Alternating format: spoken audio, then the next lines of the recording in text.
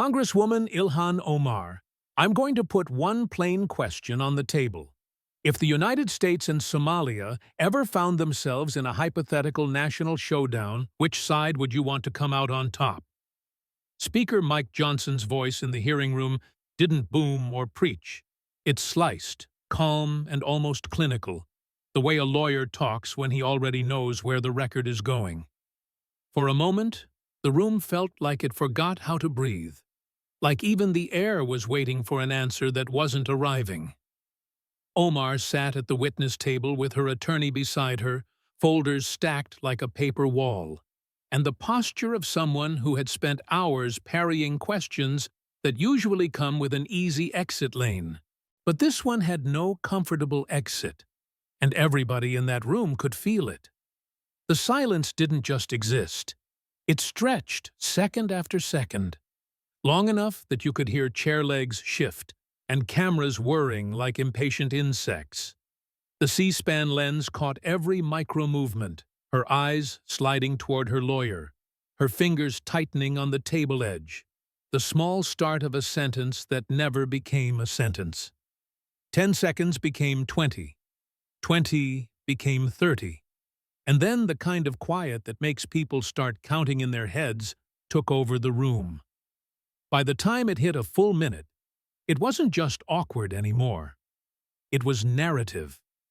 The kind you don't need pundits to explain. And in that moment, the hearing stopped feeling like a normal Washington ritual and started feeling like an arranged test with only bad options.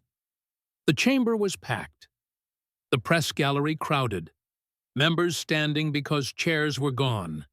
And you could tell people had shown up expecting fireworks, not a slow-motion chess match.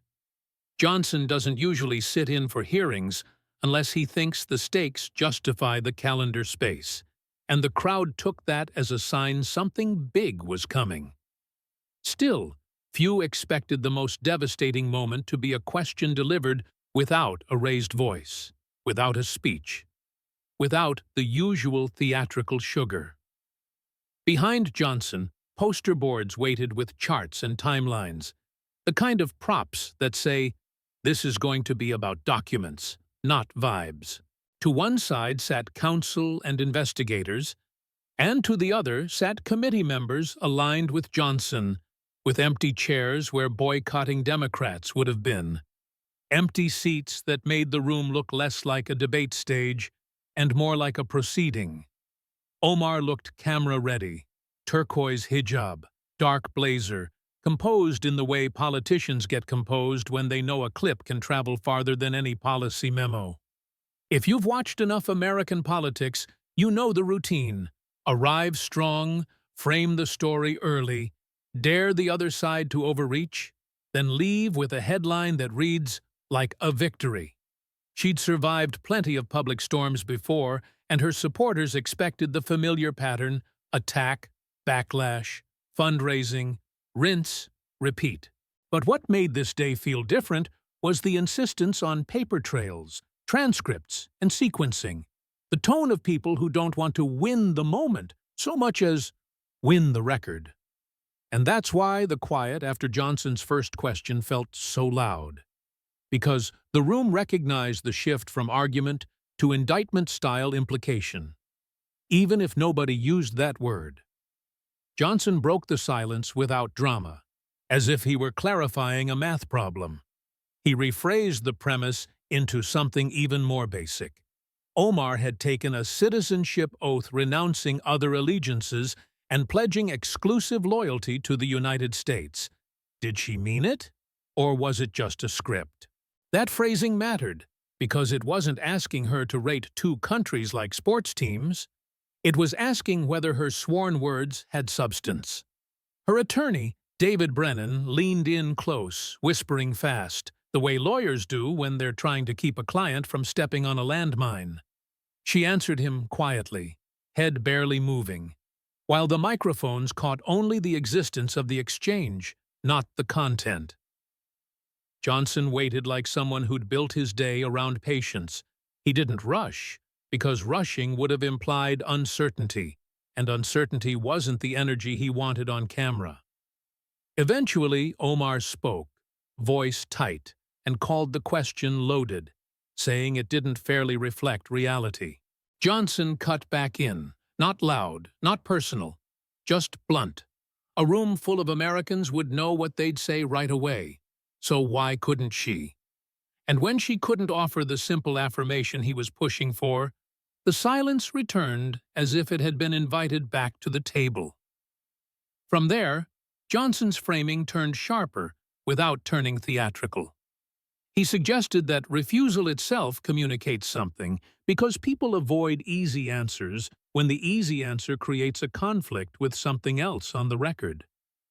He leaned forward slightly, the body language of a prosecutor in a closing argument, but he kept the voice level like a clinician reading a chart. He implied that the hearing had laid out a pattern that, in his view, raised questions about whether Omar's actions aligned with a foreign government's interests. He stopped short of stating certainties as facts, but he stacked suspicions into a shape that looked uncomfortably complete. Omar pushed back, escalating her tone and shifting into a familiar defense. She called the proceeding a witch hunt and suggested it was fueled by bias against her identity. Johnson's face stayed steady, as if he'd rehearsed that exact moment, and he ordered her to sit, framing it as procedure, not personal conflict. She refused for a beat, and the room's tension rose because everyone knows the second you have a standoff over decorum, the substance becomes secondary. Then, under pressure from her counsel and the looming presence of authority at the door, she sat, not because she agreed, but because the room was built to compel compliance. And Johnson used that compliance as a reset button, returning to documents as if emotion were just background noise. He lifted a page and told the room he wanted to show what the investigation had uncovered, a phrase that can mean anything in Washington and everything on cable television. He referenced a transcript said to be from an intercepted communication and described a conversation with a Somali official, reading lines that, if authentic, would be politically radioactive. The words he attributed to Omar implied a hierarchy of loyalty that any member of Congress would be desperate to deny. But he presented them as if denial wouldn't change the ink. The room reacted the way rooms react when they think they're hearing a private truth in public. Gasps, murmurs, keyboards clacking as reporters race to turn sound into headlines. Someone shouted a word you hear when politics turns into blood sport, and they were silenced quickly because even the hecklers understood this wasn't supposed to look like a rally. Johnson raised his voice only slightly, promising the next hour would lay out who funded what, who spoke to whom, and what public positions looked like compared to alleged private coordination. He ended that segment with a stare at Omar that said he didn't need her to confess because he believed the record could do the confessing for him. Then a narrator's voice, because stories like this always zoom out, offered the how we got here rewind that political audiences are trained to crave. The hook was simple. If a sitting member of Congress can't answer a basic loyalty hypothetical, people will assume there's a reason. And in America, a reason is where suspicion goes to multiply. Earlier that morning, the story says, Omar sat in her Longworth office running talking points with her lawyer and chief of staff. She treated the hearing like a familiar nuisance, the kind of event where you keep your answers narrow, make your moral argument, and let your supporters do the rest online. Her confidence wasn't random. It was built from years of surviving criticism that often blended policy disagreements with personal animus, which taught her that outrage can be weaponized in both directions. Her team expected a predictable script. Republicans ask questions. Omar frames it as political harassment. Democrats boycott. The public divides, and the day ends without formal consequence. In that mindset, the key wasn't proving innocence so much as winning the storyline. Brennan, the attorney, walked through the mechanics. Broad subpoena language, standard requests, likely attempts to pull her into gotcha territory. He advised stonewalling where possible and invoking protections where needed, because in Washington, not answering is often safer than answering. Omar insisted she had nothing to hide, claiming her work was about constituents, refugee issues, and a moral critique of foreign policy decisions. That line, normal congressional work, is the magic phrase in these stories, because it's vague enough to cover a lot, and familiar enough to sound plausible. But the twist here is that Johnson, according to the narrative, wasn't approaching it like a cable news spat. He was approaching it like a case file. Across town, Johnson sat with a thick binder, reviewing it the way meticulous people review things when they want zero surprises on the record. His counsel, Tom Emerson, was described as someone with prosecution experience, a detail included not because viewers need a resume, but because it cues a certain vibe, procedure, sequencing, evidence. The binder had color tabs, financial strands, communications, voting patterns, witness statements, coded like an instruction manual for building momentum. Johnson asked for the walkthrough again, not for information but for rhythm, because the order you present allegations can matter as much as the allegations themselves. If your goal is persuasion, you don't just collect facts, you stage them.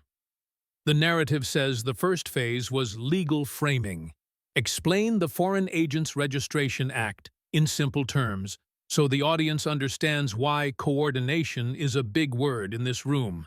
Then came money, a claim that Omar's campaign ecosystem took in donations routed through groups alleged to have ties, direct or indirect, to Somali state interests. It's important in a story like this to sprinkle cautions. Some donors may be U.S. citizens, some groups may have legitimate domestic missions, because otherwise it becomes cartoonishly simplistic. But the story's thrust is that money trails can be constructed to look lawful while still raising questions about origin, intent, and disclosure. And once you say bank records and pass-through entities, you've put the audience in a mindset where every donation starts to look like a clue. Next came communications.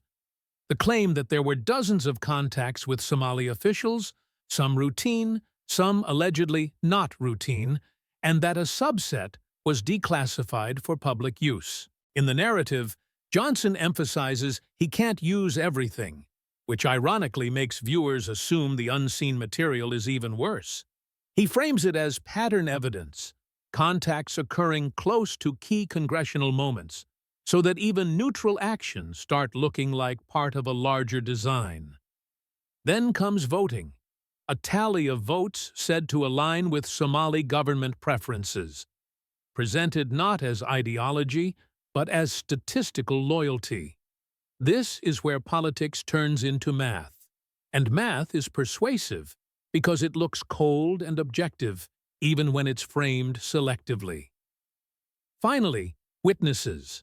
Constituents presented as credible because they're from her district, share parts of her background, and supposedly have little to gain by embarrassing themselves in a national spotlight.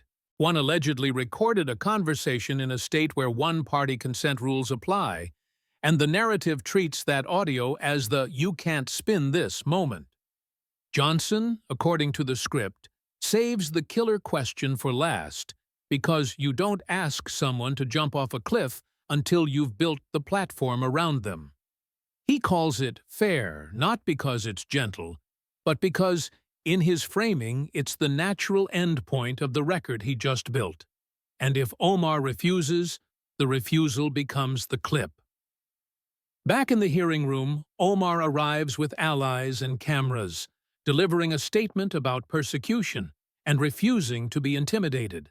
Johnson arrives without performance, binder in hand, like a man allergic to viral moments even while designing them. Supporters wear buttons, critics bring signs, and law enforcement stands ready, because public politics is always one bad interaction away from chaos. At 10 o'clock a.m., the hearing is called to order with formal language about investigating potential violations, careful phrasing that signals allegations, not verdict. Omar gives an opening statement emphasizing her refugee story, her advocacy, her criticism of U.S. policy, and the claim that she is being targeted for who she is. Then Johnson says, in essence, "Thank you, now let's talk records." He starts with campaign finance totals and asks whether a certain amount of funding was connected to groups alleged to have Somali government ties. Omar answers with the standard defense. Disclosures were done per rules. Donations came from community organizations, and she cannot speak to every internal funding source.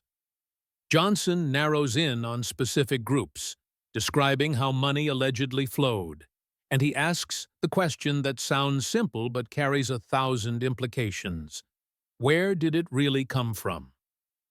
Brennan objects on technical grounds, trying to keep the discussion in the legal donation lane, but Johnson keeps dragging it back to origin and intent. The story introduces an agency memo, a flagged pattern, and a timeline of transfers that allegedly match election cycles, because nothing alarms an audience like synchronized cash. Johnson speaks in hypotheticals and implications, careful not to declare guilt as an established fact, but firm in presenting the pattern as suspicious. He then pivots to Omar's husband's business and consulting income, suggesting conflicts and correlations without calling it a bribe outright.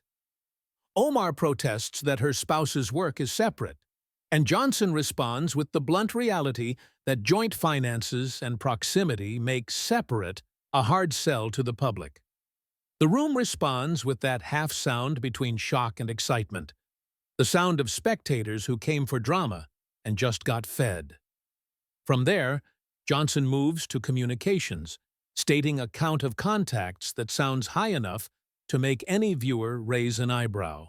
He concedes that some contact can be normal: constituent service, consular issues, routine diplomacy, because conceding normalcy makes the abnormal feel more credible.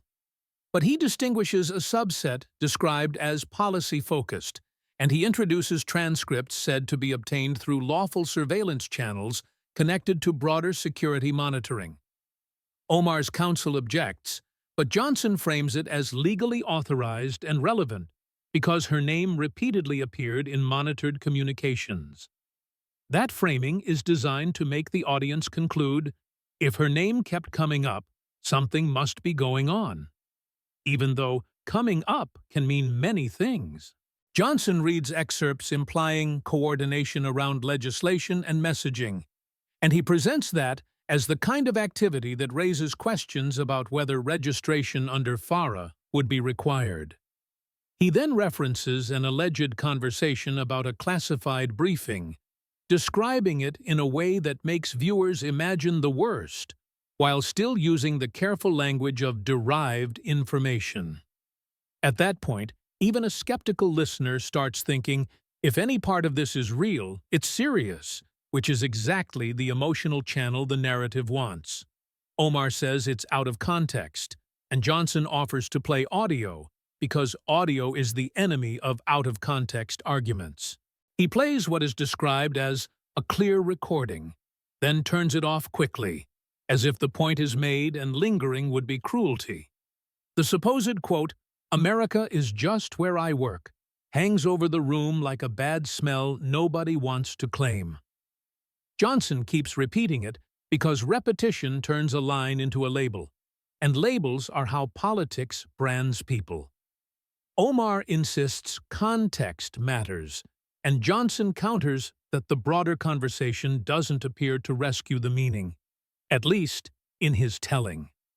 Then he shifts to the voting record, listing votes and framing them as a perfect match with Somalia's preferences, again using numbers because numbers sound like truth. Omar defends herself on ideological grounds, saying she opposes certain interventionist approaches, and Johnson replies that the pattern seems uniquely consistent in this one arena. Here's where the story adds its most effective ingredient: timing. Johnson claims that votes occurred soon after contacts, and he presents it as a coordinated cycle rather than coincidence, because coincidence is an explanation audiences rarely find satisfying. Omar's lawyer calls it unwarranted inference, and Johnson replies that a pattern repeated enough times stops looking random, at least to the human brain. He then calls witnesses designed to complicate the identity-based defense, Somali-American constituents who say they once supported her and now feel betrayed. This isn't just about what Omar did. It's about who gets to speak for the community she's often associated with. Amina Hassan, in the narrative, testifies as a nurse, a mother, a citizen, someone who sounds grounded, not ideological. She describes a conversation where she asked for help integrating into American life, and she claims Omar pushed back, suggesting assimilation isn't the goal and that identity should remain primary. Amina frames herself as someone who chose America intentionally and took the citizenship oath seriously, which positions her as a moral counterweight rather than a partisan enemy. She recounts a private exchange where Omar allegedly suggested Somali identity should remain central and that loyalty to the homeland is natural. Then Amina produces audio, and the story treats the audio as the irreversible turning point. Omar objects, and Johnson responds with legality, one-party consent, because legality is the shield used to keep the moral debate from drifting into "how dare you record." Two more witnesses appear, each echoing the theme. Omar privately frames loyalty and identity in ways that, to them, conflict with what they believe American citizenship means. The cumulative effect is not a single accusation, but a chorus. And a chorus is hard to dismiss without looking dismissive of the very people you claim to represent. Johnson then brings it back to the oath, reading its language slowly, like a judge reading a sentence, even though he's not a judge. He asks whether she meant it, and when she says yes, he asks why the alleged statements and patterns point in the opposite direction. At this stage, the script stays careful. It doesn't say, "she definitely did X," it says, "the record appears to show," "the evidence presented suggests," "the implications are troubling." That carefulness is the difference between political commentary and outright accusation. And it's also the difference between tell a story and commit defamation. Johnson claims referrals will be made to agencies for review, not because guilt is settled, but because he insists the questions are serious enough to warrant formal scrutiny. Omar is described as drained, boxed in, between denying everything and looking like she's refusing to engage, which to audiences often reads like a tacit admission, even when it isn't. And then we return to the original loyalty hypothetical, because stories love symmetry, and cameras love closure. Johnson asks again which country she'd back in a hypothetical clash, and the room waits because it knows the clip is about to be born. Omar tries to label it absurd, and Johnson labels it basic, framing it as a test any public official should pass without consulting counsel. Her lawyer whispers again, and she declines to give the answer Johnson wants, warning that the line of questioning feels biased and designed to trap. Johnson insists it's not about religion or race, but about allegiance and duty, and he points to the alleged record as the reason the question matters. He then states for the record that she refused to answer because in politics, refusal can be treated as evidence even when it shouldn't be. In the closing segment, Johnson lists findings as allegations framed as conclusions drawn from what was presented, the way committees often do when they want a clean end cap. He describes money questions, communications questions, disclosure questions, and statements that raise doubts about priorities, each presented in a way that invites the viewer to say, "How could anyone explain that?"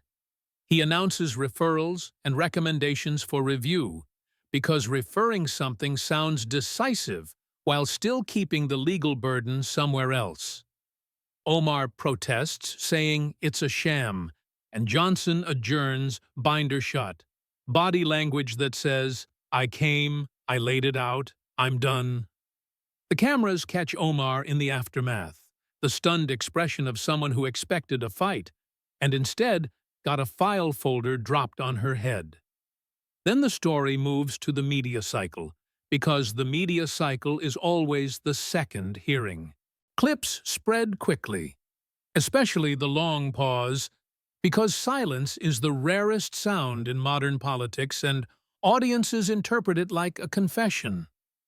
Panels argue over what's fair, what's biased, what's proven, what's insinuated, and what's just dramatic packaging for a partisan audience. Poll numbers appear in the narrative like weather reports, because polls give people permission to feel what they already feel. Even allies hesitate, not necessarily because they believe the worst, but because defending ambiguity is hard, and the internet punishes hesitation. If you step back from the theatrics, the real engine of the story isn't Somalia, and it isn't even Ilhan Omar specifically.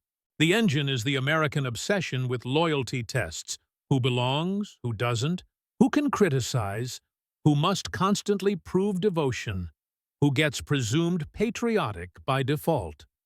Mike Johnson, in this narrative, plays the role of the procedural skeptic, the man saying, "I'm not asking for your feelings, I'm asking for your oath," which is rhetorically powerful.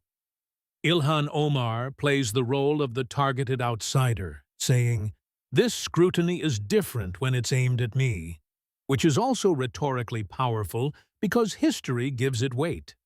And the audience is left in the same place it always ends up, trying to decide whether they're watching accountability or choreography. From my point of view, the most dangerous part of a story like this is how easily viewers confuse presented dramatically with proven true.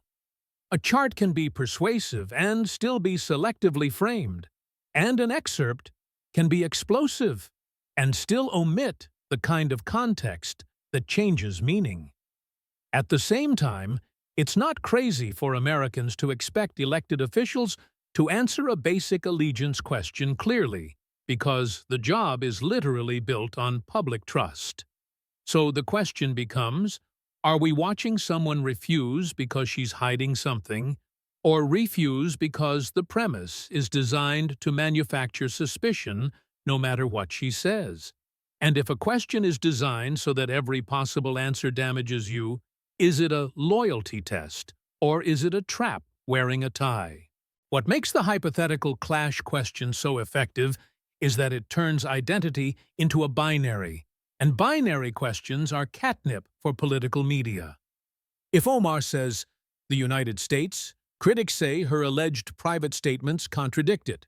If she says, "Somalia," critics say she just validated the worst narratives about her.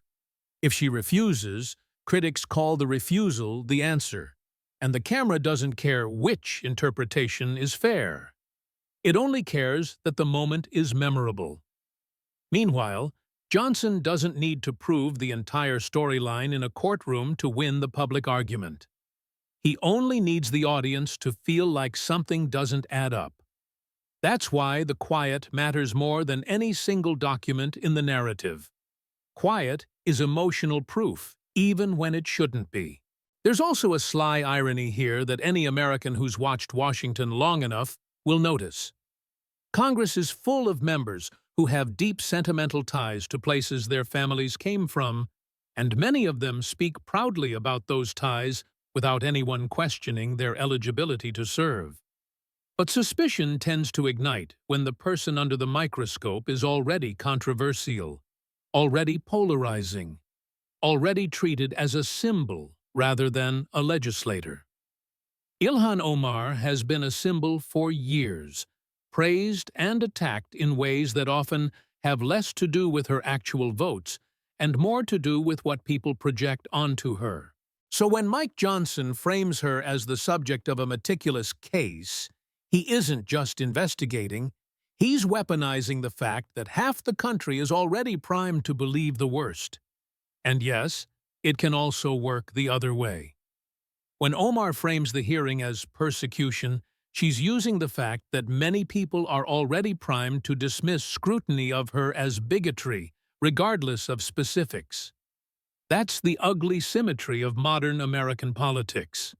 Both sides build narratives that are hard to falsify because they're powered by prior emotion. Evidence becomes a costume that whichever actor is speaking puts on to look authoritative, and the public often evaluates the costume more than the content. So the real question for a viewer with a pulse and a brain isn't, who do I already weigh? It's, what do I actually know versus what am I being pushed to assume? If this were purely fiction, and to be clear, the responsible way to consume it is as a political thriller scenario, not as a verified report. The writer's craft is in the restraint. You don't declare crimes, you suggest contradictions. You don't claim secret agencies hand over tapes like party favors. You imply channels exist and let the audience fill in the blanks. You don't scream guilty. You keep saying questions until the questions start sounding like verdicts in the listener's head. That's how persuasion works when it wants plausible deniability. It makes the audience do the accusing for you. And the satire slips in because American politics practically writes its own jokes. A $5,000 suit leans in to whisper urgent advice, while cameras capture the whisper like it's a soap opera. A room full of adults treats a hypothetical loyalty prompt like a lie detector test, even though hypotheticals are where nuance goes to die. People who complain about theatrics still show up for the show, because nothing unites Americans like pretending we hate the circus while buying front-row seats. And everyone insists they're defending principle, even while their social media teams are cropping clips in real time like it's a NASCAR pit stop. If you want the commentary version that stays on the safe side, here's the heart of it. I can understand why viewers would be disturbed by any scenario in which a member of Congress struggles to affirm primary loyalty to the United States. I can also understand why a member of Congress might refuse to play along with a framing that implies divided allegiance, especially when they believe the framing is designed to inflame suspicion rather than uncover truth. The problem is that politics rewards the simplest reading, and the simplest reading of silence is almost never charitable. So the viewer ends up with a choice. Assume the silence is evidence of hidden intent, or assume the silence is a refusal to validate a hostile premise. And whichever assumption you make, you'll probably feel like you're being rational because modern narratives are built to make both sides feel rational. In the closing beat of the story, Johnson walks out with his binder, and Omar is left sitting there while the room buzzes like a hive that just got kicked. The clip of the silence becomes the moment, and the moment becomes the entire plot. Because audiences rarely have the patience for the full context, even when context exists. Supporters say it was a setup. Critics say it was exposure. Neutral observers say it's another example of Congress turning governance into a morality play. And the caution I'd add, my personal take, is that morality plays are emotionally satisfying but intellectually lazy because they reduce complicated realities into villains and heroes. If the goal is truth, the only honest stance is to hold maybe in one hand and show me in the other, and to remember that a compelling narrative is not the same thing as a verified one. The last thing people remember from days like that isn't the binders, the charts, or the procedural language that sounds like it was designed to put a normal human to sleep. They remember the pause. They remember the look on Ilhan Omar's face when the question hung there longer than a commercial break, longer than a politician is ever supposed to let a moment breathe, longer than the public usually allows anyone to be human on camera. And Mike Johnson knew that, because whatever else you think about him, he understands how Washington works, when the cameras turn the room into a courtroom for people who will never read the transcript. In that version of reality, the answer isn't always a sentence. Sometimes it's the space where the sentence should have been. Here's the uncomfortable part. Even if you're the type who distrusts the whole setup, you can't deny how effective it is. A loyalty question is a political Rorschach test, because everyone pours their own assumptions into it. If you already think Omar is unfairly targeted, you hear a trap dressed up as patriotism. If you already think she's been protected for too long, you hear a simple standard that she won't meet. And if you're somewhere in the middle, you're stuck watching two realities collide, one insisting, "This is evidence," the other insisting, "This is narrative," while the public picks whichever version matches their gut. That's how the country argues now, not over what happened, but over which story feels more believable. What makes this kind of ending dangerous isn't that it forces people to care about Somalia, or Farah, or the fine print of congressional ethics. It's that it trains the audience to treat suspicion like proof and certainty like virtue. It tempts you to reward the side that looks most confident, because confidence reads like truth when you're tired and scrolling, and you just want the world to make sense. But the truth is rarely that clean. A clip can be persuasive and still be incomplete, and a refusal can look incriminating while also being a rational response to a hostile framing. That's the paradox. The moment is powerful precisely because it doesn't settle anything. It only hardens whatever you already believed. So the real final question isn't the one Johnson asked. It's the one the viewer should be asking themselves after the cameras stop. What did I actually learn? And what did I just feel? Did I hear verified facts, or did I watch a performance built to make me assume facts? Am I reacting to evidence, or to the emotional satisfaction of watching somebody get boxed in? Because if American politics has become a machine that turns every hard issue into a loyalty showdown, then the winners won't be the people who tell the truth. The winners will be the people who can frame the truth, or frame around it, faster than anyone else can keep up.